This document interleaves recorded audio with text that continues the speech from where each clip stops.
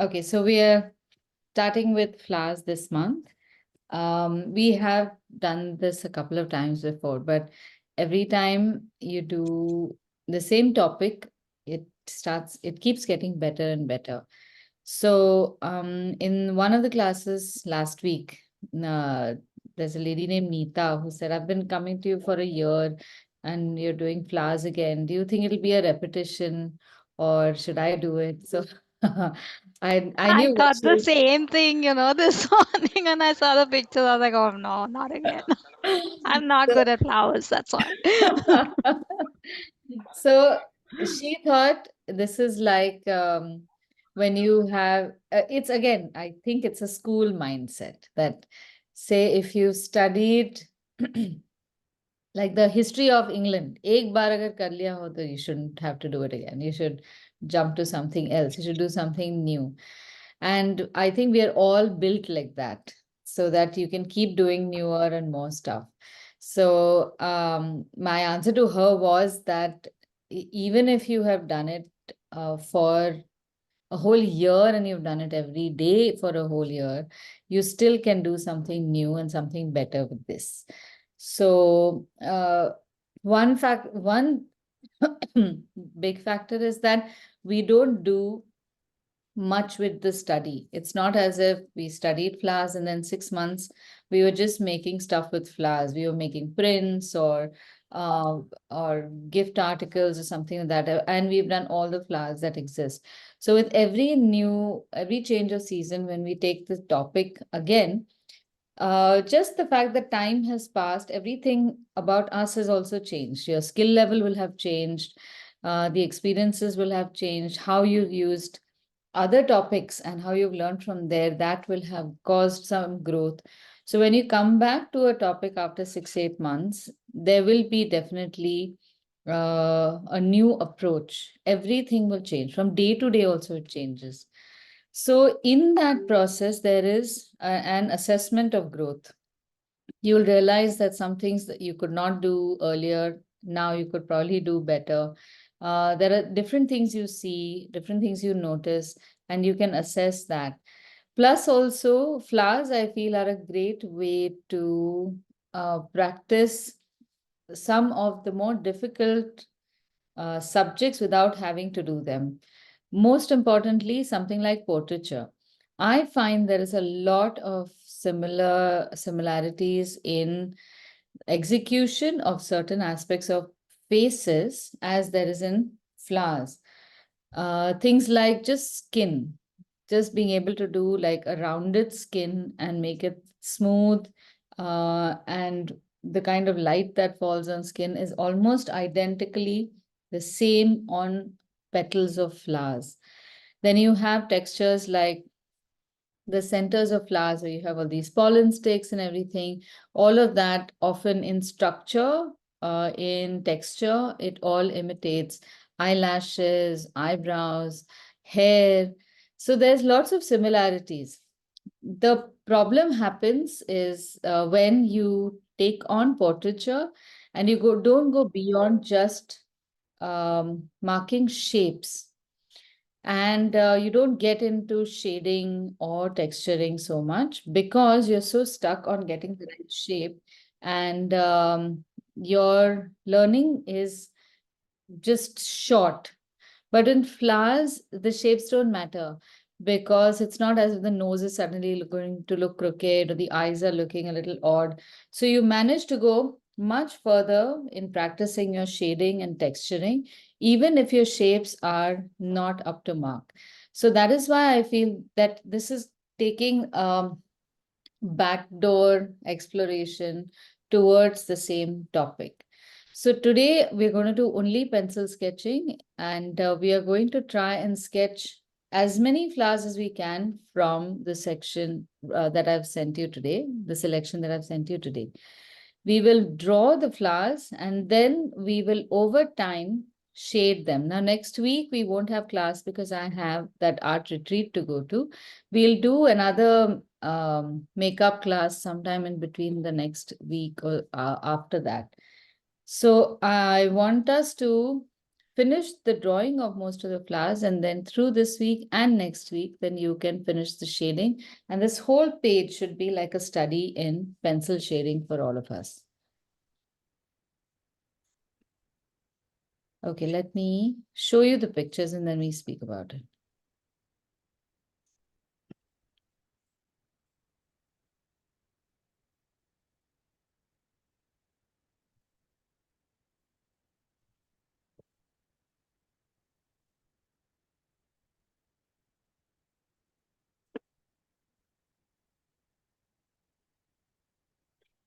Okay, so I think this is a magnolia. Then you have a rose, and then some flowers that I don't even know, but they have very nice texture. This is again, I think this is a peony, this is an iris, and this is, I don't know what flower this is. But I have chosen these for a certain structure or common structure that they possess. Roses and peonies are flowers that are uh, like a cup shape, and only one end unfurls. Versus even this magnolia is also the same. Versus a flower like this, which opens completely and spreads all its petals to the viewer. Then you have an iris, which does a little bit of both. It has a cup in the center, and rest of the flowers are drooping downward.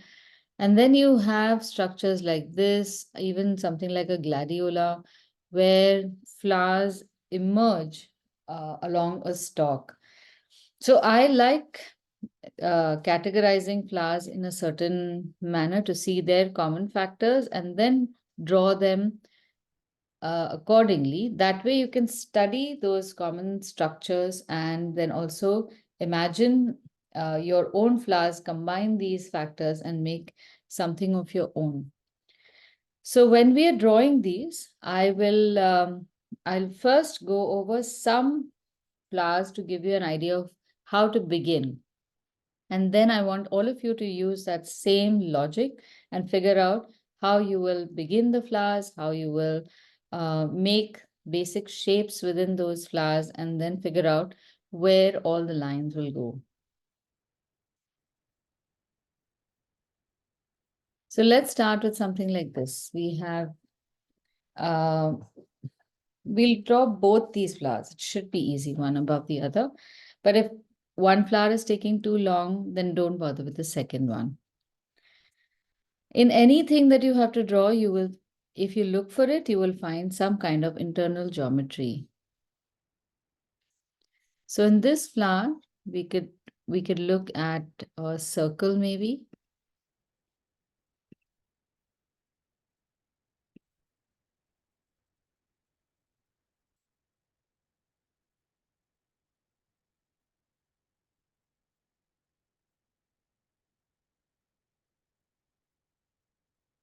So somewhat like this.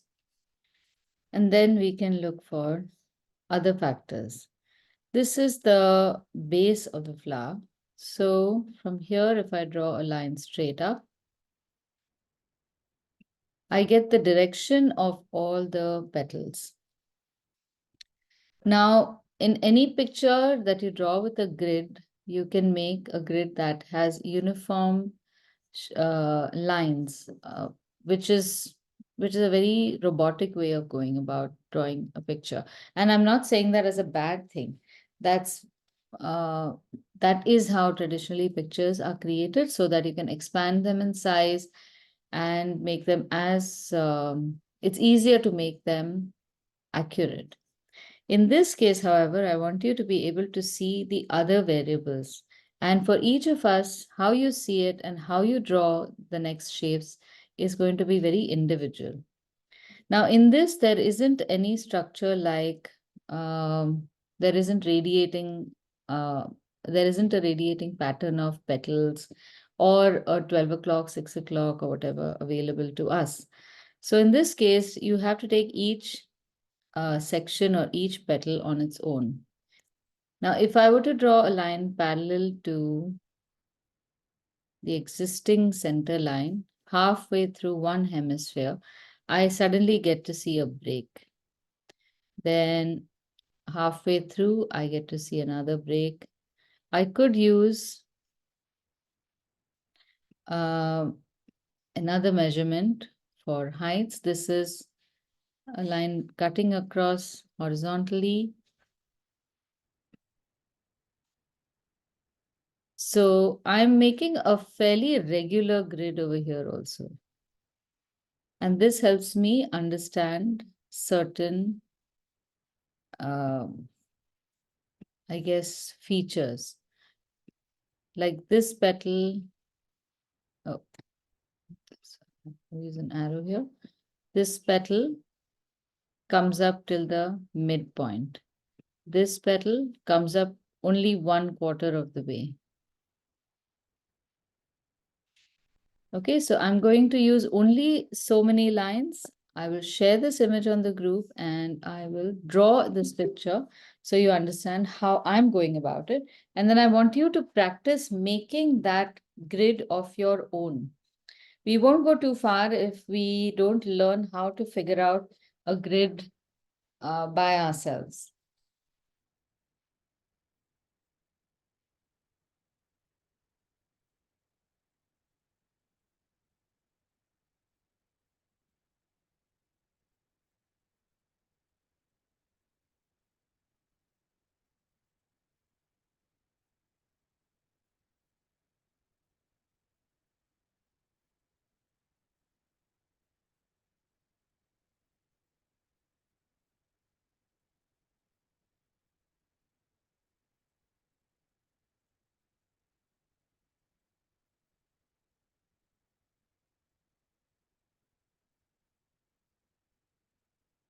Oh. Can everyone see a full screen, Naina? Something wrong with my camera, I think. Okay.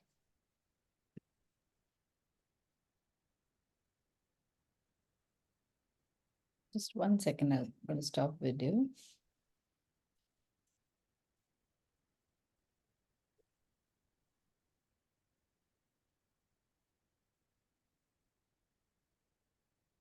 Okay. Now, before we begin, I would suggest all of you get a small sheet of paper which you can use as a guard sheet. Or those of you who have started using this sock, you take an old sock, cut off the foot part, and about 1.5 inches from the end, just cut a small slit on one side so that you can slip this in and use this as a fingerless glove so that your hand touching the paper is not going to smudge our pencil work. If you don't have this right now, just use a sheet of paper, any old paper, which does not have ink or any kind of pencil work, of course, would be fine. All right.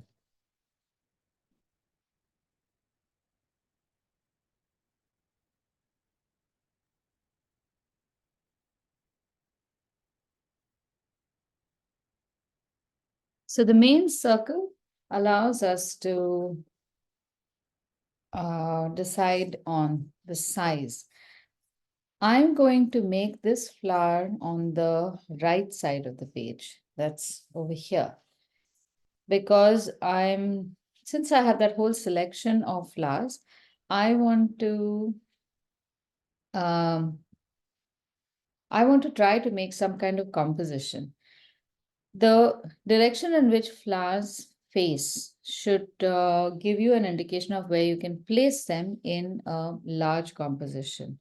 Anything that is facing, like a human face, if it's facing in towards the left, it helps if you keep that face on the right of the page and facing towards the center of the page. When it comes to flowers and things like that, then it's better to keep those flowers, say, facing to the left. You should point them outside of the page. So our flower over here is pointing towards the top left. place it on the top left, top right corner, so that it's facing to the top right, and it can create a nice composition for us as we go along. The rose that is pointing downward will obviously come over here. The big flowers that are opened up can come over here. The peonies can come over here. And the iris can come right in the center. And that little thing that is climbing up the stalk can come somewhere over here. So there's all these placements you can keep keep in mind when you're making a composition. All right, so I'm going to start off with one flower here. I may or may not connect the two flowers. Let's see.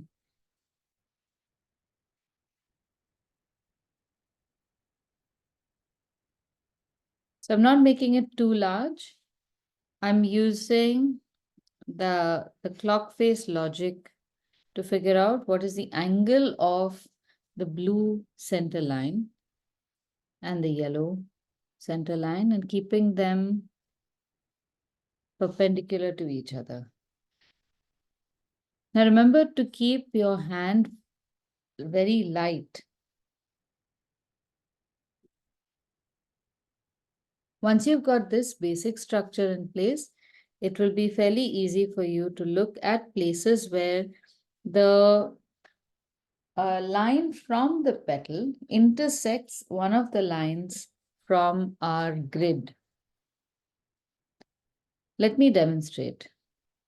There is a petal in the bottom here where the line intersects somewhere over here on the center of the blue center line.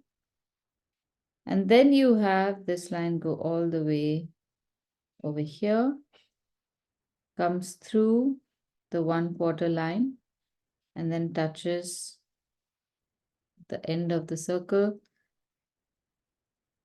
Then you have a fold, and then somewhere from just above and inside of the circle is the base of that same petal and the end. So the grid line is used as, I guess, predictable lines that you can make to start the picture. And then those lines work as a scaffolding to be able to predict, to perceive, and then to be able to recreate those lines on paper. Here the petal, edge of the petal travels almost parallel to the line of the circle, doesn't go all the way to the top. Somewhere over here, it flattens up. If you're not comfortable with making curved lines, you can make straight lines like this so that you can block out the space where the petal sits. And then when you're comfortable with that, you can make the actual shape of the petal.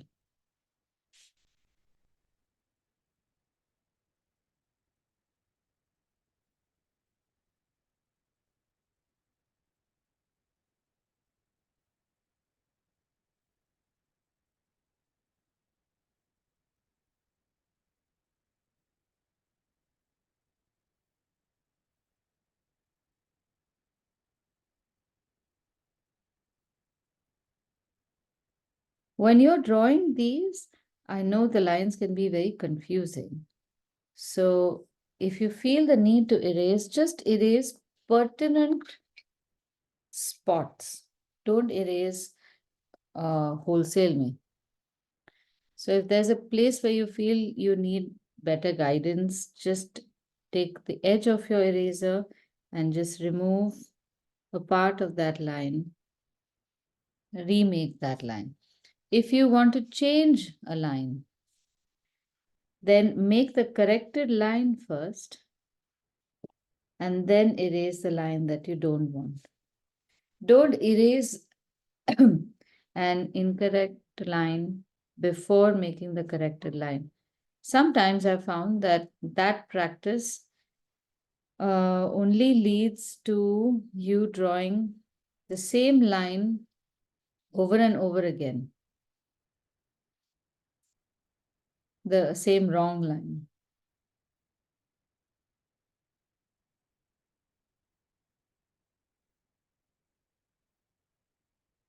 And most importantly, don't think about why a certain petal or the line of a petal looks a certain way. Just draw it without thinking.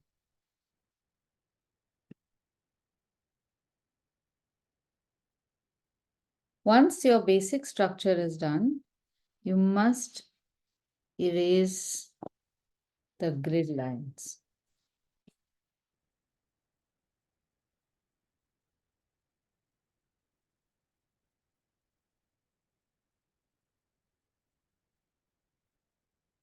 So in order to keep this clean, the lighter you make your grid lines, the better it is for your sketch.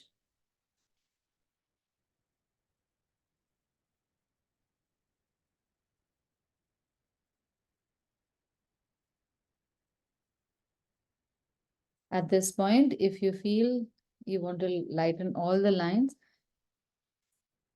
roll up your eraser and just go over the lines like using the eraser almost like a balan. And then you can finish the lines better.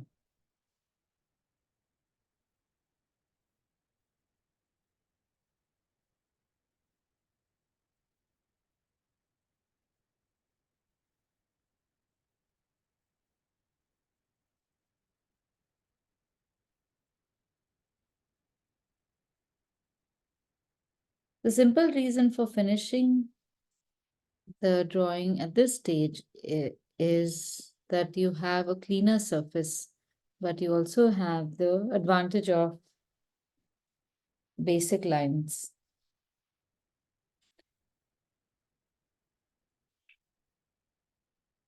Shivani, are you getting it this time? Yes, the grid helps. I'm just like blank with flowers.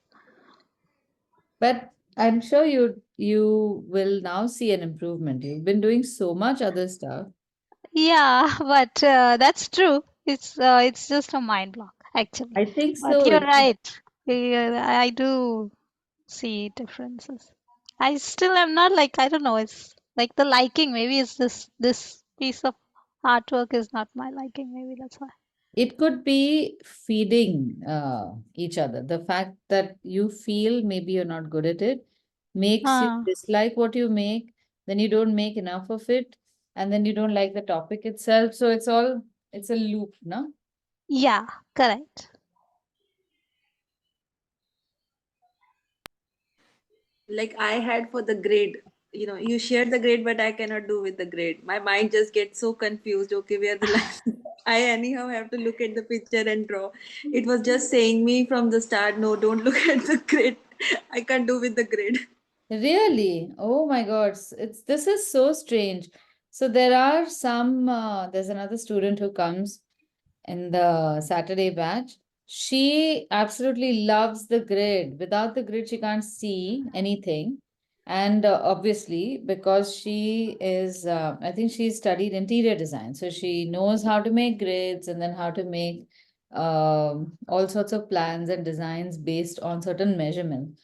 So if I tell her without grid, just see and make a loose sketch, she's totally lost. And then when I have to tell make a grid, then she's like on point. She knows exactly what to do, and she moves very fast and very comfortable. How to every person, everything is So so interesting. relative. Yeah. For me, if with the grid and without the grid, the flowers just they don't match the picture and Huh? what I draw. They always look so out of place. I don't know. So it's serious mind block only with flowers. Maybe.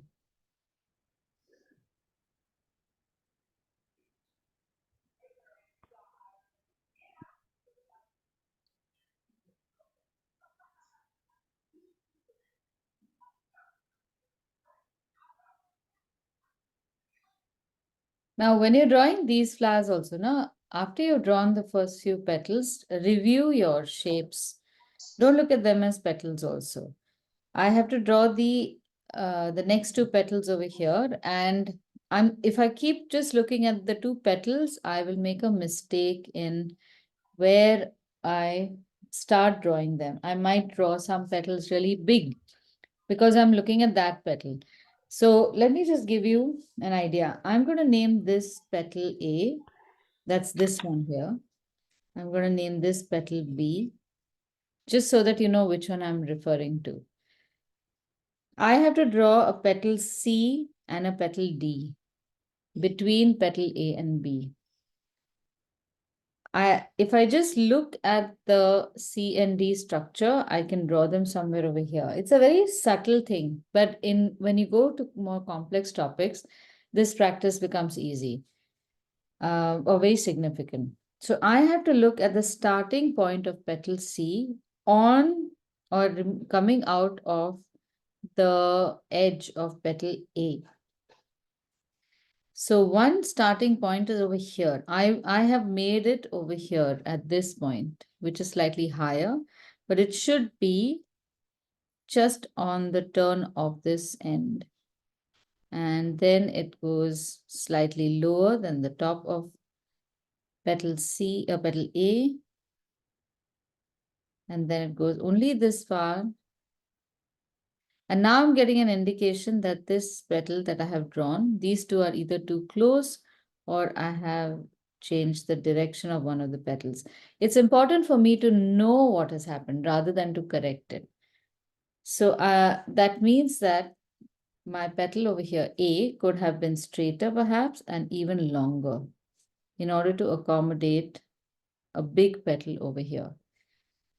Half the time, even if you know this part, it's good enough. You don't have to change it. If you've drawn a lot of things, then trying to change one in order to accommodate one or two features, if you're going to change 5 things, for a flower, it's not really worth it. But when it comes to faces, that is a crucial change. So now with this, I have got a slightly shorter petal C and petal D, but at least I have practiced the this procedure of drawing my lines based on existing lines. I can make this even shorter, I think. Yeah. Now, similarly, the petals after this, I have a line coming just on top of this tip, then going outward and upward. I already have drawn this line in rough, but I'm taking it to the left now. Instead of that, I need to take it up towards the right. So when my hand takes a line slightly to the left, that's my brain telling me that that is probably where I should go. But that could be wrong. These two petals are about the same size, so I should not go too high. Then there's a little tear in the tip.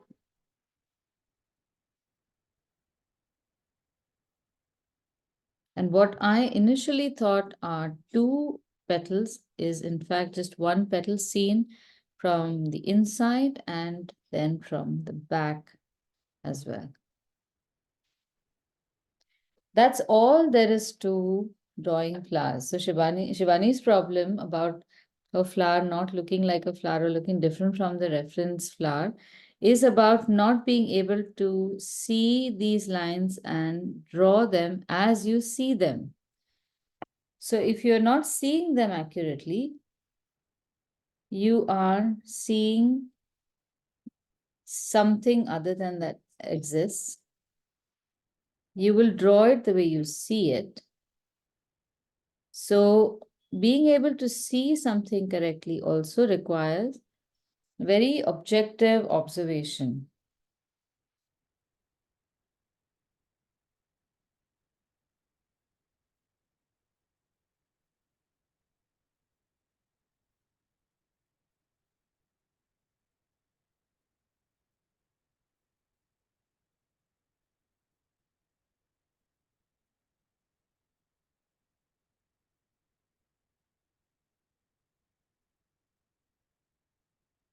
The last petal on top almost looks like a square. It's such an ugly shape for a flower, but that's how it is. Okay, now this has become too round. I'll make it straighter.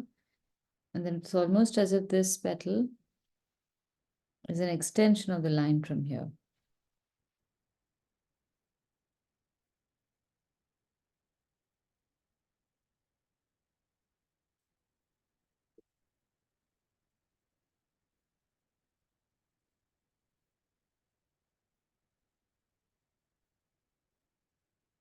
Okay, do you guys want to attempt drawing the flower below? Before you draw the stalk, draw the second flower over here.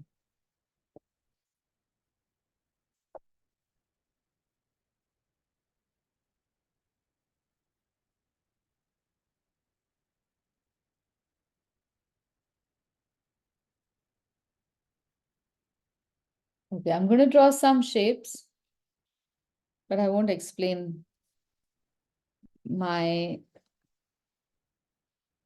way I'm seeing the grid.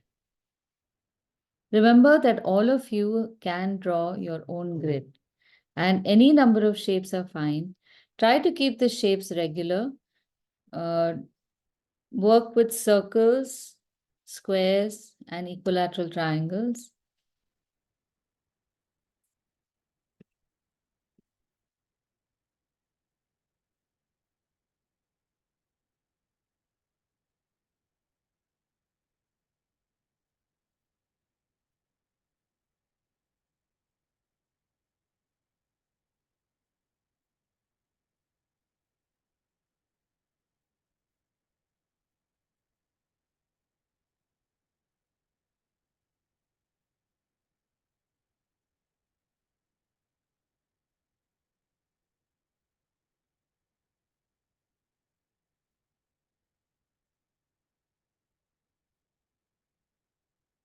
I'm not explaining the logic behind this grid. You guys can use your own logic, and also you can make your own grid.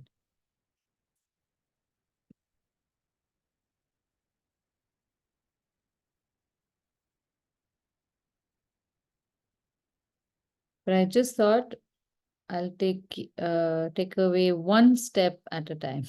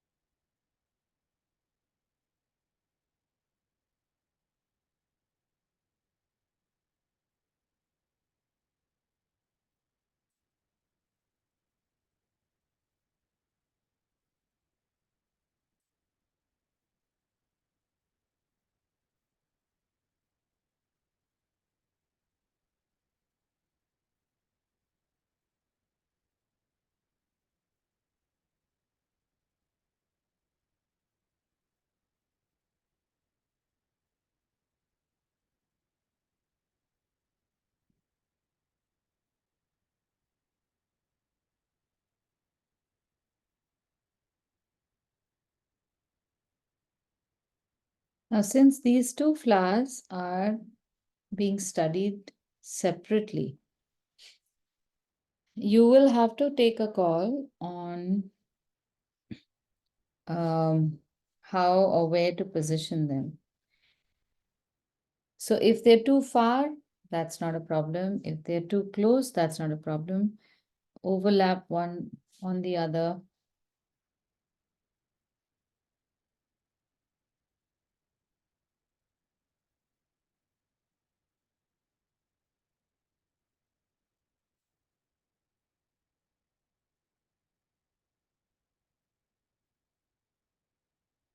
Even your proportions might change a little bit. Hmm?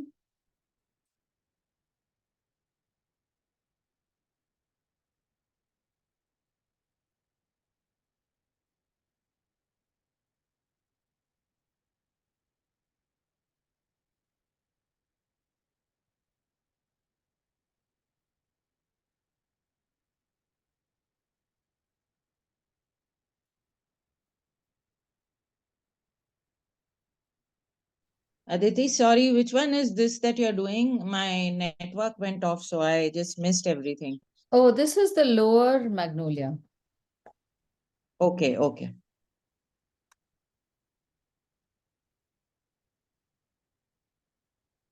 And I made the grid without any explanation, so you didn't really miss anything. Okay. Just maybe observing the logic of how I made the grid, but that's about it. I've shared that image on the group also, so you can Okay. just observe that and start drawing. And you can make your own grid also. If this is something that does not make sense to you, please go ahead and make your own grids. The whole point is to be able to make your own, uh, I guess, give yourself your own explanation.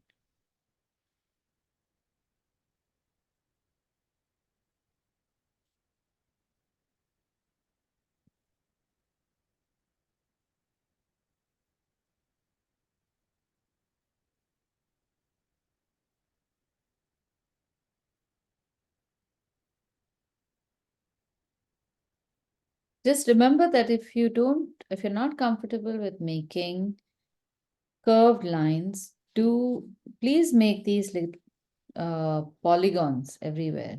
They are much easier to draw, and then from that, it's much easier to make small curved lines rather than trying to make a very long curved line and get the shape accurately. In fact, a lot of artists, when they are making oil paints, or sorry, oil painting, they will block spaces out using only straight lines. And eventually, when they start painting, they will paint in color, and the brush strokes will then be made curved or whatever is needed at that point.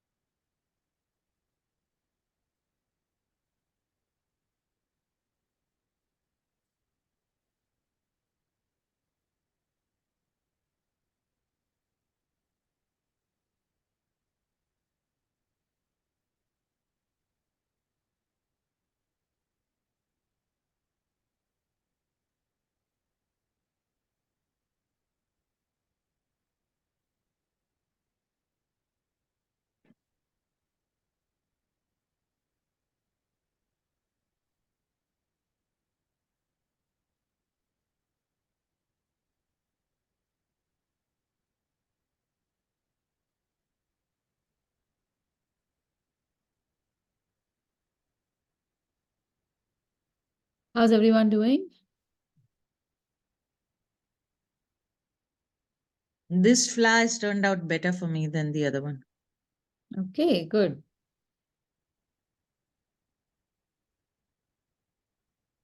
Okay, I'm just going to show you how a regular grid can be made also. So since I want you to make the next few grids, you should know how this will work.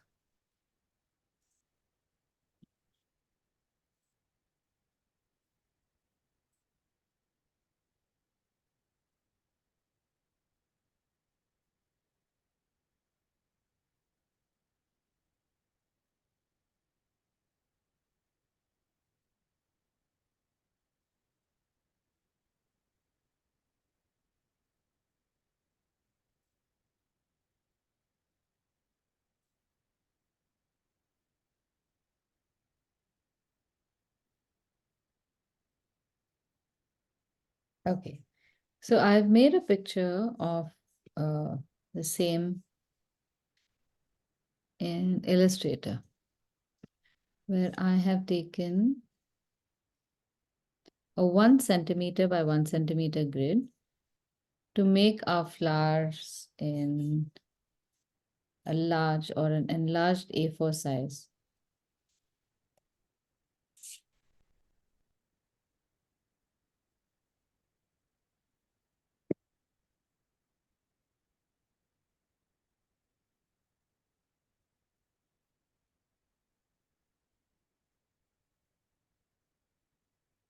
Mhm.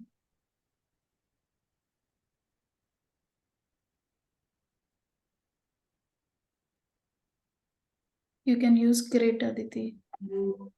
I can use grid, that is true. But I don't normally do this now. So, okay. So with this, now you get like a 1 centimeter by 1 centimeter detail of whatever you need to know in that flower. Literally from tiny dots you can measure and paint. So this is a regular grid illustration. Then you will count the grid also. You will make these as rows 1, 2, 3, 4, and then columns 1, 2, 3, 4, whatever, up to 10. And then you know what is happening in each column. So it is good to know this technique. You should know that when people make these illustrations, which are so hyper realistic, it's not just with what I just with a very keen sense of observation. Absolute regular measurements can and often are used to recreate something to perfection. So if you feel you want to experiment with this, you can just make, either you can download it and in any software where, like Archana suggested, there's a grid available, just put a grid down. It doesn't matter what the size of the grid is. Or all that matters is that there is a regular measurement between one line to the next, and you can predictably then draw those many lines on your paper and then make the picture. Now, if I were to change this grid, let me see. How will I do this?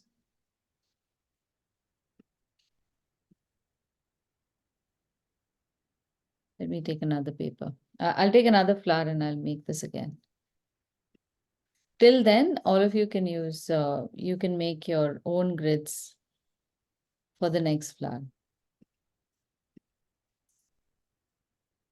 So then we don't do the shading? Shading we'll do later. Oh, So okay. I just want you to make one more flower with the grid and then we'll go to the shading. Okay, okay.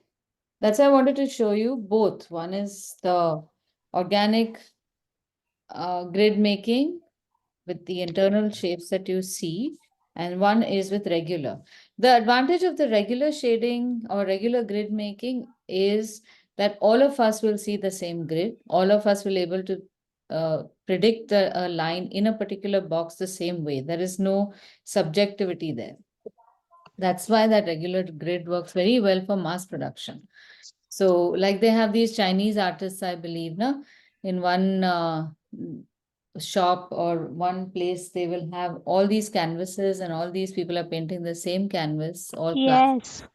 And the So, paint by numbers, that's what this grid look like right now. correct. That's In by mono. numbers. Exactly. It's terrible. How do you learn how to paint that? I really hate those books. Like color based on the number and all. It's I so I can't even say I've found them very fascinating as a child, because at that time I guess lots of things were fascinating. But I could never buy one for myself or for my kids. It just I seemed don't think you can learn how to visualize the entire thing. That's why I struggle with those books.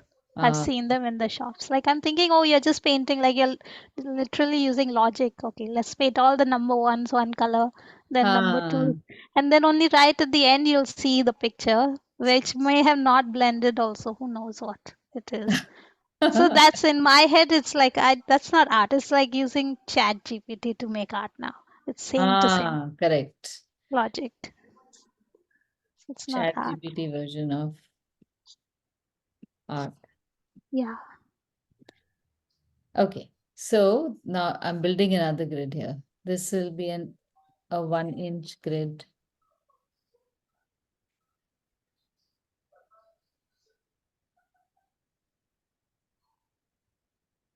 So this is much wider.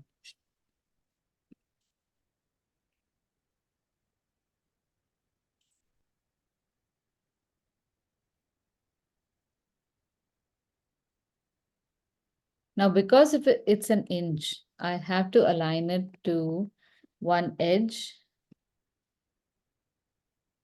And you will see that it does not always end in a regular pattern. So there will be a little extra left after whatever these 9 inches are, because that is the size of the picture in inches. I can, of course, adjust and manipulate this to whatever size I want, but then the proportion will change. Now, when I have to recreate this picture, I can change the final size to whatever I want. Instead of 1 inch, if I change the grid size to 2 inches on the paper that I'm making, I will be effectively creating an enlargement of this page. Got it? So that is how regular grids work. When we are making our grid, we don't use these measurements. So there isn't a scaling involved over here. We start at whatever scale we want. If I want to scale this up, I just have to scale up the basic shape that I start with, like the circle, to whatever size I finally wanted, and everything else will expand accordingly. So there are two different methods over here. I find this more personal and works in various contexts, and it's much quicker. But the other one is also very accurate and can work as well. So practice both. Do you want me to give you a screenshot of the rows in this regular grid? I'll do that.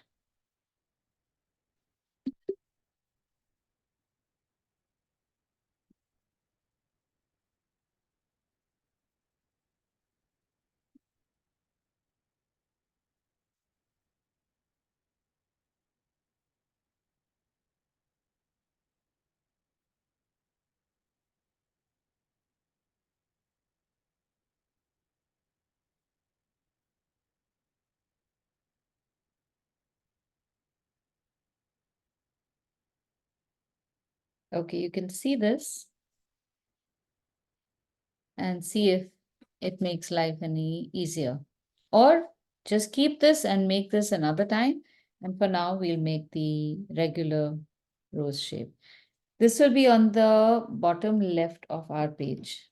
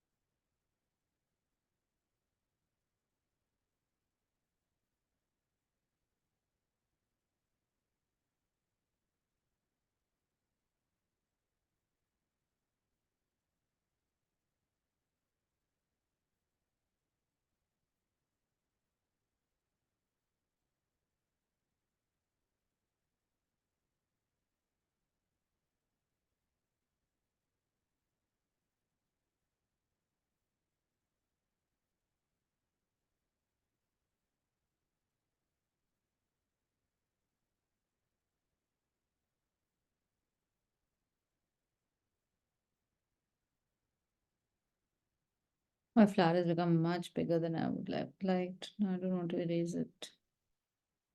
So I'm gonna have to make everything else smaller.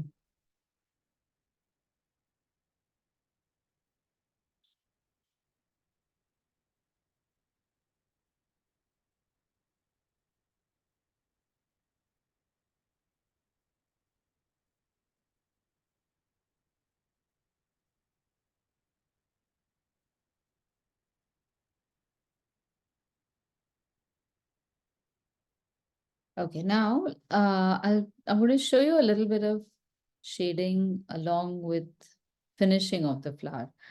These are my basic lines. I've just made them all the petals except the central petals. And I'm now finishing the lines, but as I finish, I'm going to start shading. This way, I can get a better estimate of space used for each feature.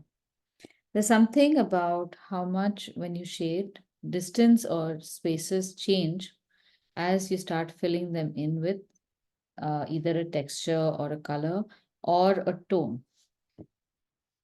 For that, this part, I'm also going to use a mechanical pencil.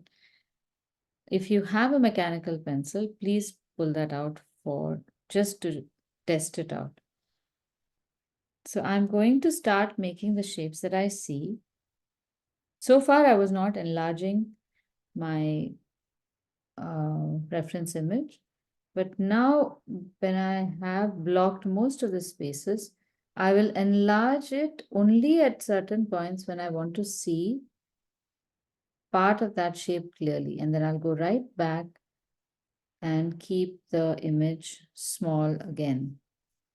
So mostly I will keep it the same size throughout. If it is enlarged, then keep it enlarged. If it is small, then keep it small. Don't keep switching back and forth because that will totally screw up your perception of relative sizes.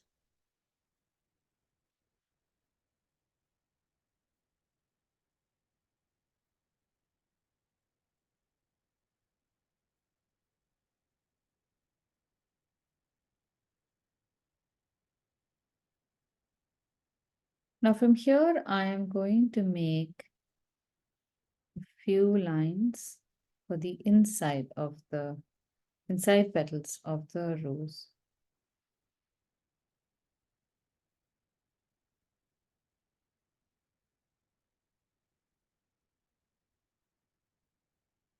And as I make these, other shapes will start becoming more firm.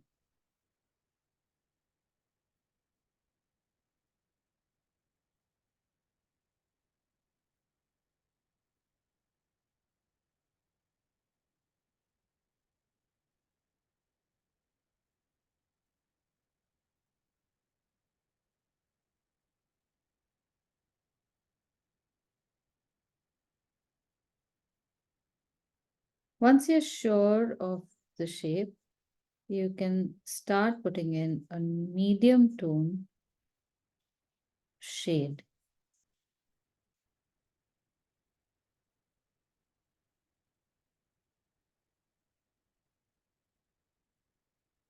Don't press the pencil too much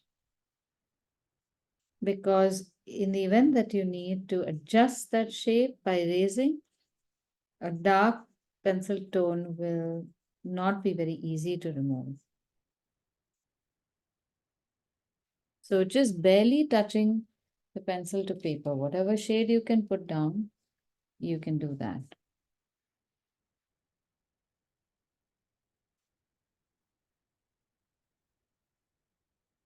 For something as detailed as this, you can also get one of these fancy erasers. I got this and I've never used it except for demonstration. So I got this thinking that I should at least know what's available in the market. It's pretty good when you have to erase very small sections But this one is not even a good eraser.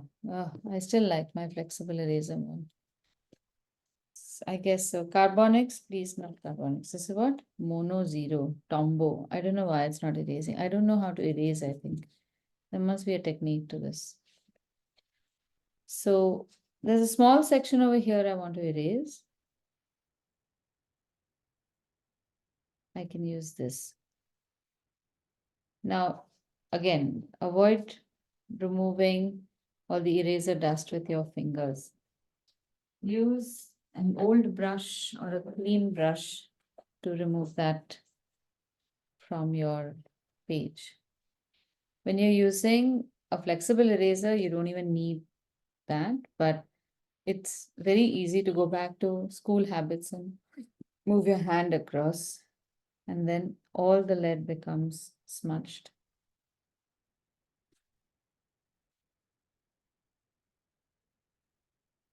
So this is what will take time.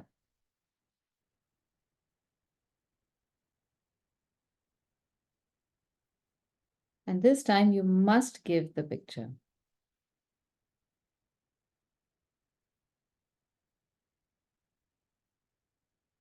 It is very meditative. This is the only way I think I can do any meditation, because I'm terrible at focusing on one thing, especially if it's one thought and all. I just cannot do it.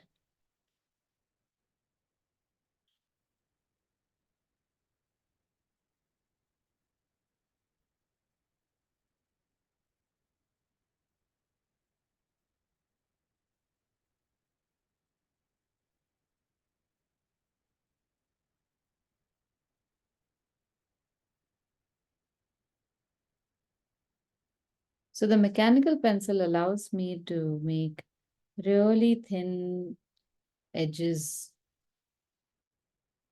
of petals, very close to each other.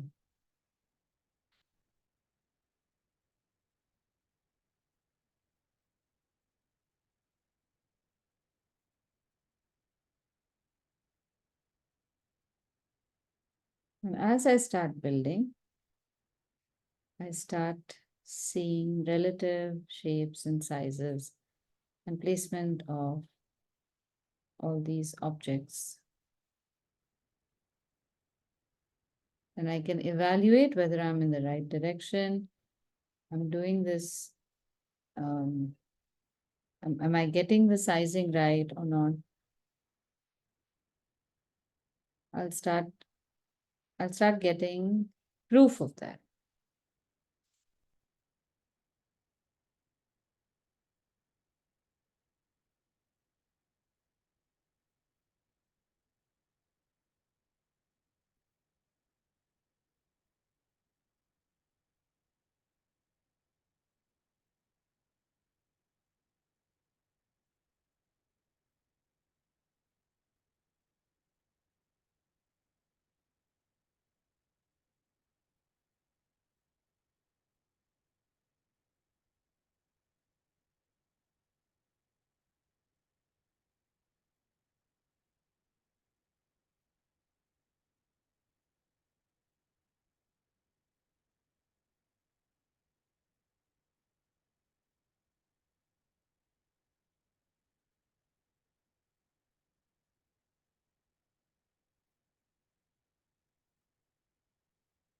In the center of this flower, right in this part, some lines are a little unclear.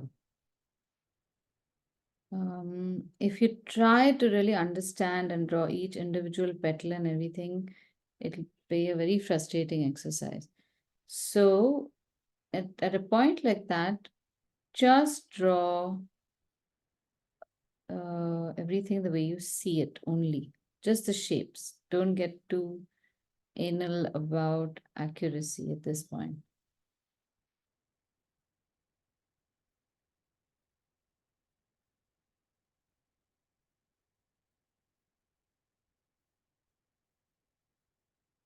And again, also there will be a point where you won't see anything because your eyes start protesting from all the detail that you're trying to make. that point, just walk away, go and do something else. Go and, I guess, call a friend or start cooking or something. Do something, anything that does not require you to look at any kind of detail with the eye. And given half an hour, when you come back, you will be able to see things much better.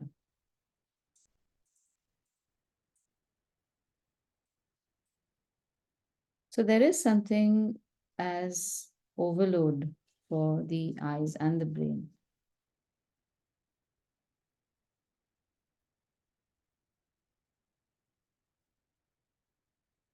And at least in art, there's so much of overload for the eyes and the brain with the other stuff that we have to do. So don't torture yourself when you're doing an art class.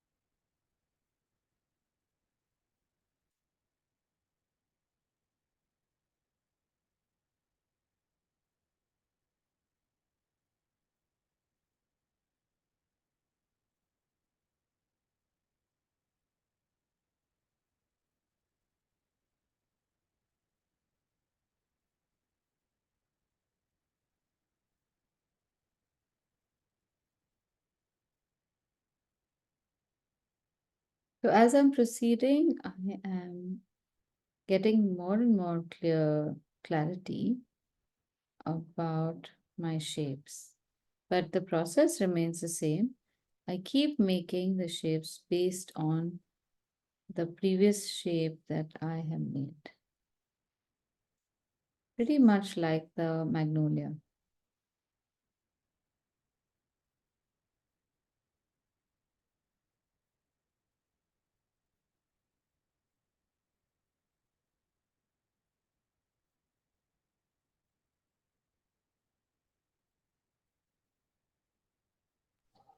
Aditi, Yeah.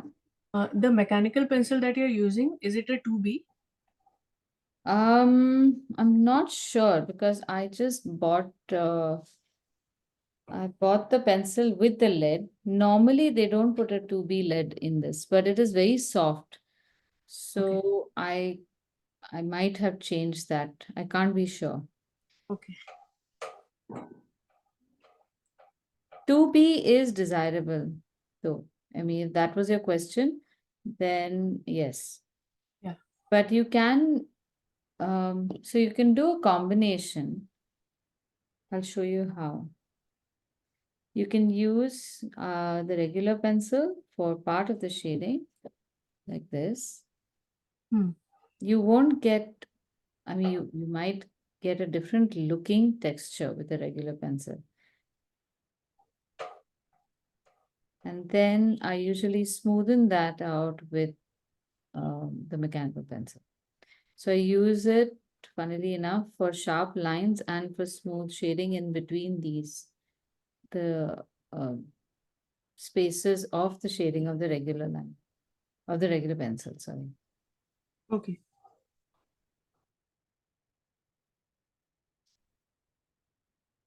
When shading, please remember to just use your fingers. Plant your hand firmly on a table. Okay, here's a tip also. Now, what's happening over here will happen to you also when you are making pictures along the edge.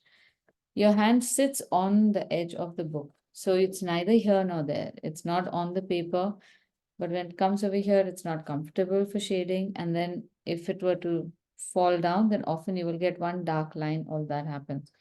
So use something that is about the same height as your book and allow your hand to move from book to that surface seamlessly. So that if you're shading over here and you suddenly need to go further lower, your hand does not suddenly fall off the perch. You could also move that second object to wherever you need it to, so that you can continue sketching without your hand going too far low. So I was asking everyone to keep your wrist firmly down. Don't hold your hand up in the air, that will strain up your shoulders. And use only your fingers. We rarely do this action when we're writing. So this kind of gentle holding of the brush, pencil a little far away, and just barely touching the pencil to the paper is an alien action, and it requires some time for your hands muscles to get used to.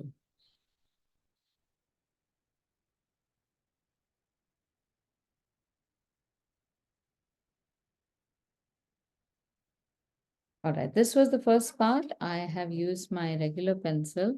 By the way, this pencil is from Camlin. It's called Camlin Supreme. Unfortunately, I've used it so much that the name has totally been erased. But it's called Camlin Supreme Smooth and Dark. It's a wonderful pencil. I think this is a 2B pencil.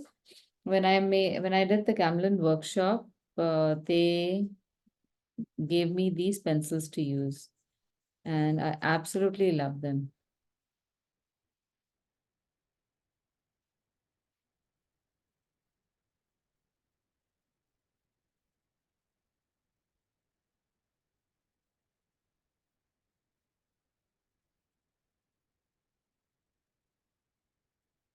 Okay, now when there are a little bit of white patches in between your pencil shading, those patches can be covered up by the mechanical pencil or shading with the mechanical pencil. If you don't have a mechanical pencil, you can use your regular pencil also. Change the direction of your book and change the direction of the shading angle. So, and go only in those tiny areas, very, very light pressure, and fill in the blanks. And you start getting an even tone. You do not have to use that god awful paper stump.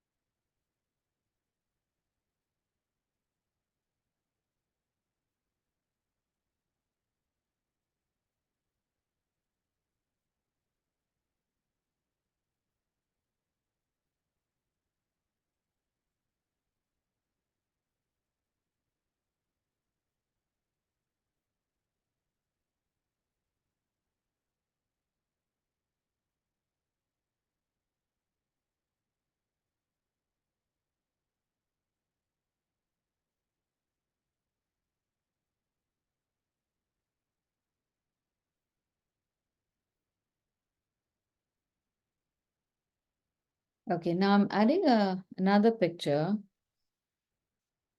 And I want you to, if you finished doing some of your sketching, I want you to just review this.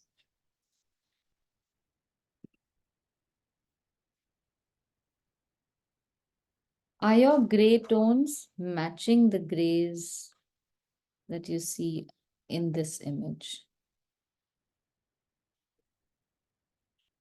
So this is a direct black and white image of the flower that I've sent you, that we started shading before. And I want you to notice how you might see certain petals as, or certain parts of the petal very light, and you might be tempted to leave them white. That's what we normally do to maintain a high contrast in pictures. But they are not as white as you might like. There are definite spots of highlight which are lighter, but compare it to the white space around the picture, there's a chance that either you will have shaded the picture too light or too dark. So like the grid, this is another way of checking for accuracy in tone when, especially when you are making a black and white image.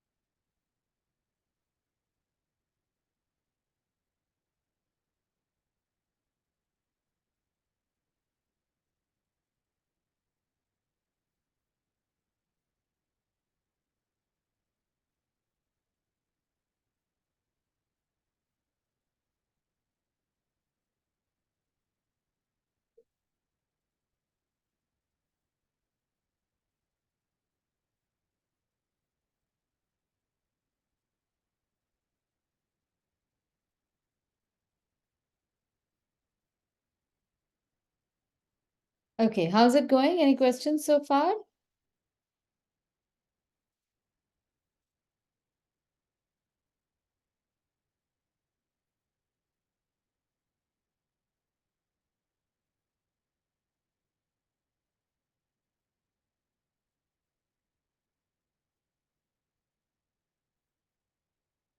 Ah, nice. Okay, Ritika, I'm just spotlighting your picture.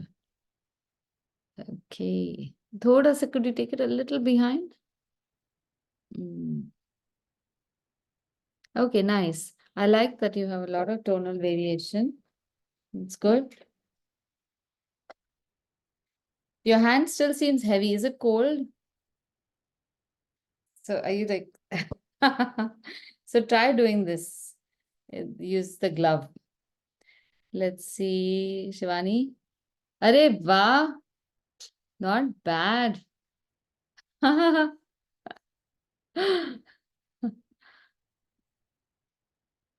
Good, good. Okay, this is Ritu's. Ritu's is looking good. Nice, very nice. You know, as you shade it now, it'll look very good. I like the texturing with pencil.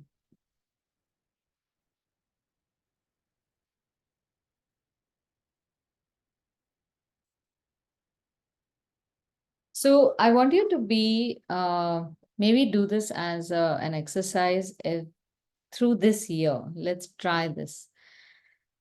Whatever you make on paper, you're translating instructions given by me, and then something comes out, right?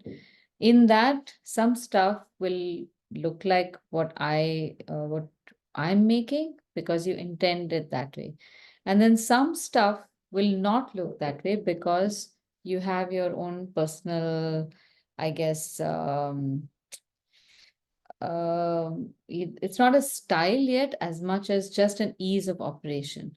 There is a certain ease of drawing a kind of line, so your lines look that way. So I want you to not reject that. Just look at that and see what is the beauty in that. Even if we draw those fractured lines, which I'm constantly telling everyone not to draw, if you look at that, there could be a texture that can be created. You might be able to see some depth in those lines. I don't see it. I don't like it because my line is not like that. But that should not stop you from appreciating your own, I guess, intuitive line or line that comes very naturally to you and which you till now probably see as an inability to draw. In that, somewhere is hidden your style. That inability actually is an ability. It becomes an inability when you compare it to somebody else's ability. And that's bound to be there. That difference is bound to be there. So through the year, use that part which you will see first. You will notice that saying this is not looking like hers. I should work on it. Sure, work on it to make it a certain perfect according to what you think others would like. But don't reject what you've already made. In that, see what I can apply this to. Where can I take this? Can I make some texture out of it? Can I make a portrait only in this style? And use this as fuel for a personal project of your own. Don't think of those experiments as failures. That's an experiment. And that, again, in that process, you will see those lines as an ability of the line. At the end of the day, when we want to make something as chaotic as maybe a Jackson Pollock painting, that we could use one of those abilities. Even like a Jean-Michel Basquiat, which is just all mess of paint on canvas, is some skill that he used, a very static line, a very strong line, because maybe he wasn't able to make subtle lines at all. So try to see what is coming out of it and look at it with the eyes of appreciation, like a kind parent does. So be like your own parent and try to tell that child in you, oh, this is so nice, how lovely. And even if you draw like 3 crooked lines and you're able to see an elephant in that, you should be encouraging and say, okay, how can I make this look like an elephant? And if not an elephant, my elephant is looking like just a tube. Okay, how does this tube look and what does it do? And allow for your imagination to flourish in that. You'll be able to do something that has been not done before. That is your little crack of a doorway opening into a new territory for yourself. Okay, so let's make that a practice for this year. And then when you do stuff like that, put it up, share it with people, allow for interpretation, allow people to send you some comments, which also you should look at very third person, that this is some picture that has been put up by somebody, not me. And what others say about this is their opinion, not against me, not against this picture. It has nothing to do with me. It is just an observation and interaction of ideas from different people. That's it. So that way you are not worried about embarrassment. You're not worried about how should I put it? How will I look? All of that, just share that. All that just keeps you glued to an artificial reality in which you're trying to become an individual. Where you're basically just being stuck to a crowd because it is comfortable. And it's just all fake comfort. You don't really need that. For me, that comfort comes from my corner store. The day my corner store guy stops giving me groceries, that is trouble for me. But we are not, it's not like we are asking for being ostracized. This is just an attachment to an ego that we've only created thanks to seeing the egos of others that are so bloated. And you feel that mine should be just as equally bloated so that I look comfortable. And in that, I should be happy because everybody else seems to be happy in that. And then you realize when you just look down a little bit that bloatedness is meant to just overshadow a certain vulnerability, which nobody wants to share because they feel that that is going to attract, I don't know, criticism or attacks. But the more you acknowledge the vulnerability, the more you inflate the ego, the less you explore within yourself find new avenues for you to be yourself. That's all you need. And all of that gets left behind. You don't even realize what happened. Okay. So with that beautiful lecture in philosophy on Saturday, I will take your leave. I have given you lots of stuff to do. Finish this whole page and stage by stage try and take pictures. Take a picture of it today as it stands right now. As you finish the next one, take another picture. That will remain a record for you through the next 10, 12 days of how it has progressed also. Cool. Shall we end the session then today? All Okay. right. Chalo. Thank you. Bye. I'll see you tomorrow, Ritika. Yeah. Bye bye. Thanks, Bye. Aditi. Bye bye. Bye. Enjoy your trip. Yeah, have a Bye, great everyone. retreat. Yes, we'll share a Bye, lot Yeah. of everyone. pictures as we Enjoy. see. And share pictures. Yes. Yeah, please.